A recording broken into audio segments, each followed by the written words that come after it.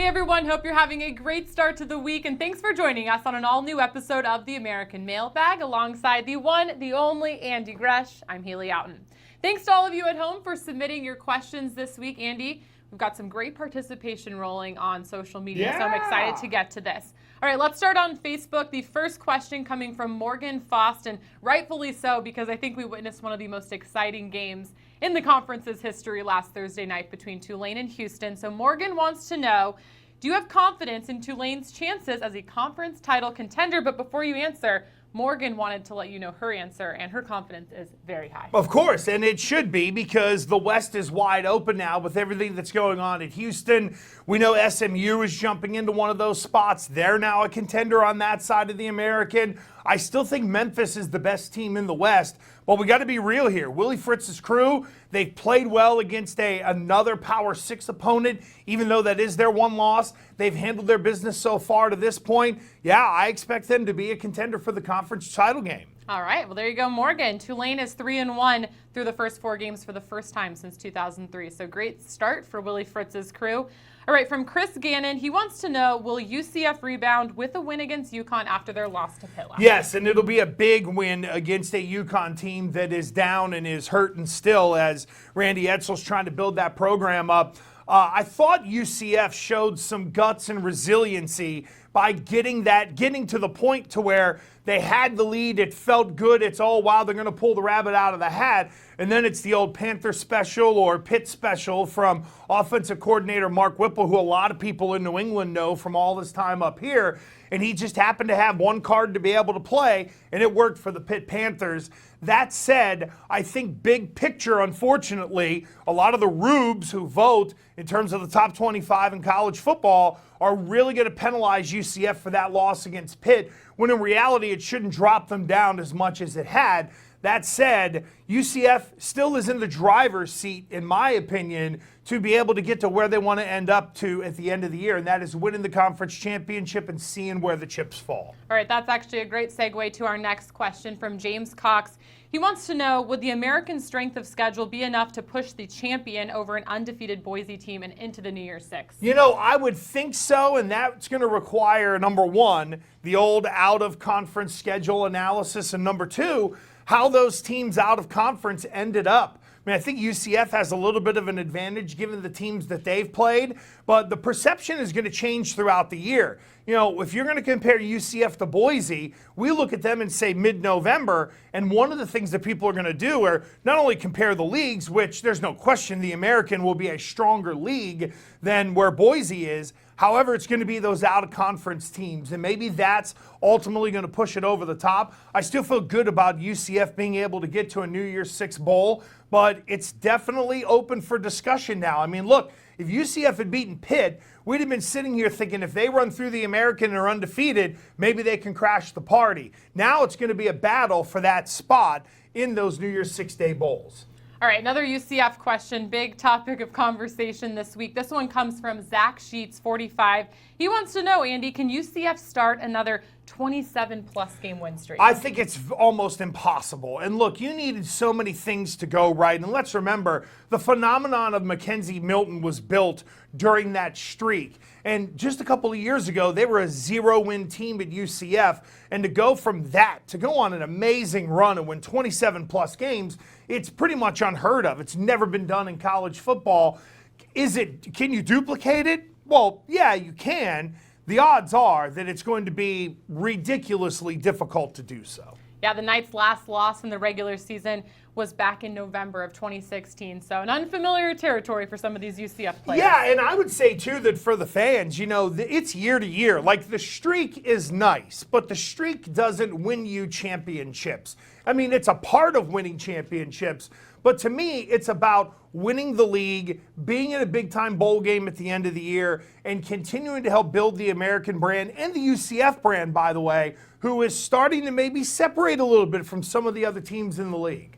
All right, a lot going on as we start to gear up for conference play this weekend. So let's take this question from James Moore. He wants to know, will USF surprise us with the upset versus SMU? Hard to think they're going to be an underdog at home, he thinks. I don't see it. I think SMU was on a roll, and Sonny Dykes' team look, they're getting good quarterback play right now. We know they can score, and there's just some kind of disconnect at USF right now that I haven't been able to figure out or put my finger on. That said, I'm a big believer in SMU, in part because at the end of the day, if they're down 10 going into a fourth quarter, the way they've been playing offensively, they're not out of any game they're in. Yeah, definitely some playmakers on the SMU side. All right, from Joshua Evans, he wants to know, how can Memphis beat Navy? Will it be enough for Memphis to be ranked in the polls if they were to do so? Yeah, I'm not so sure about that, only because you're in the minds of the pollsters who automatically have a block against the American anyway, and Navy coming off a 3-8 year, I think there's a lot of people out there in the wide world of college football who would just say, well, Navy's coming off a down year, how good are they? And not actually look at what's going on. It should be enough to get Memphis in there, but my guess is it probably won't, because it's going to take the rank and file of college football until probably the end of October to actually figure out how good the American is top to bottom. How does Memphis beat Navy? I think what Memphis has to do is score points and possess the ball. And I know that's what we always hear about Navy is they want to possess the ball. And they're among the rare teams, Haley, who can run it, possess it for 20 minutes, I'm talking about Navy, and still score 28 to 30 some odd points.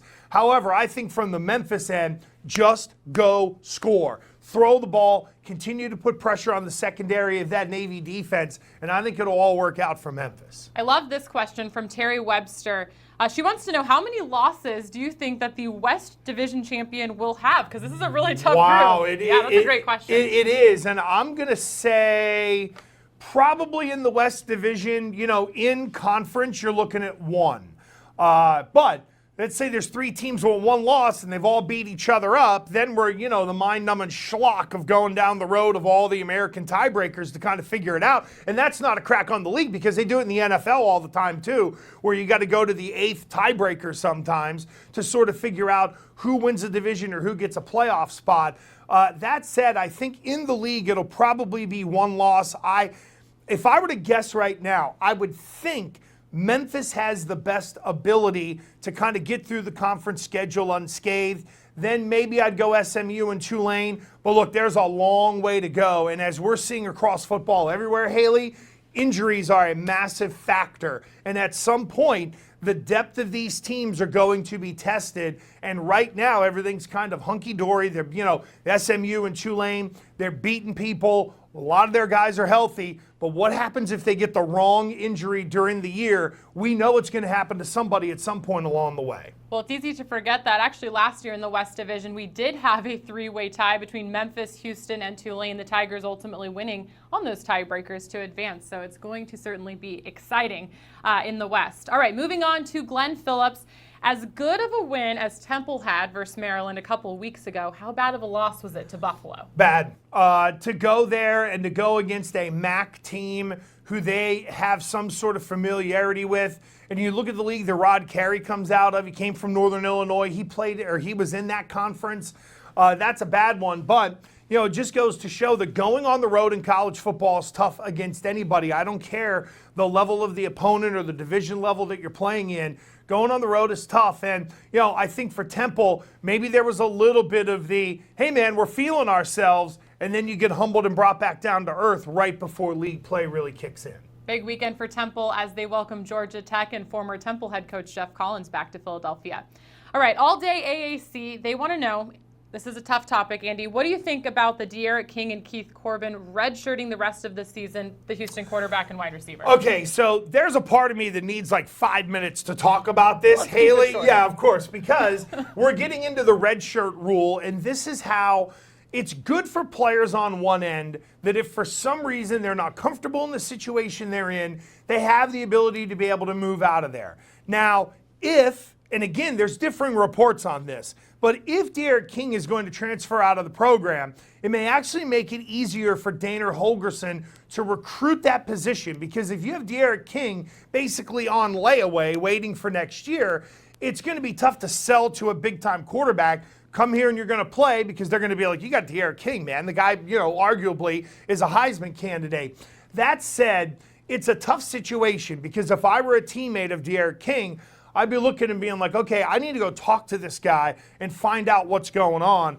I don't think we should look in from the outside on the program and be like, well, what's going on there? I think certain kids are going to make up their mind, and you never know who's in their ear telling them what they do or don't need to hear in a certain situation. So if D'Eriq King is done at Houston, hey, the best to him. He's a great kid. He's a heck of a player. And from the Houston end, a little clarity of that situation may end up helping them in recruiting. All right, let's go back to talking about the competitiveness, rather, of the West Division. So Nick Mill, 21, our repeat customer. Meek Mill? Robert Kraft? We're going to go through this every week. Meek Mill? I apologize, Nick. Are you kidding me? Nick is getting compared to Meek Mill and you're apologizing to him? The guy's probably loving it. Something about the way that it's coming from you, I think, maybe. No, it's just, again, Meek Mill's friend of NFL billionaires, for crying out loud.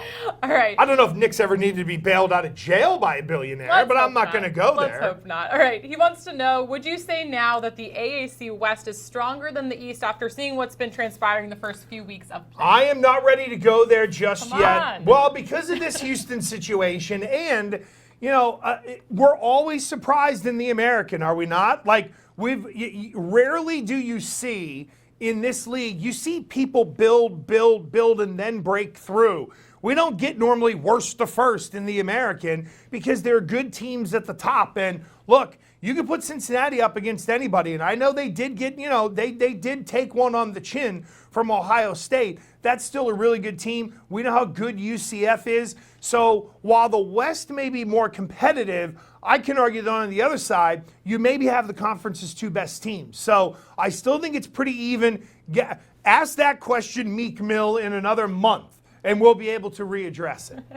All right, last question from Mrs. Wiggins. She wants to know, with the win over TCU and bringing the Iron Skillet back to Dallas and going 4-0 to start the year, do you think SMU has earned the respect to be a contender for the conference championship? There's no question. And again, if you can score in college football, I think you have the ability to win a lot of games. And to me, SMU has proven they can score. So go chop up some of Texas's finest delicacies and throw them in that skillet.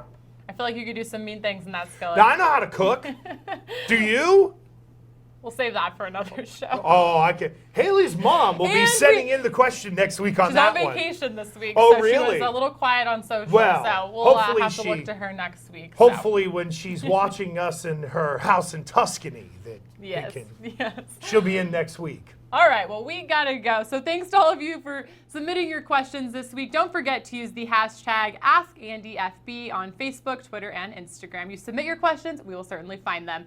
All right, we hope you join us for an all-new episode of The American Huddle tomorrow night. Have a great rest of your week.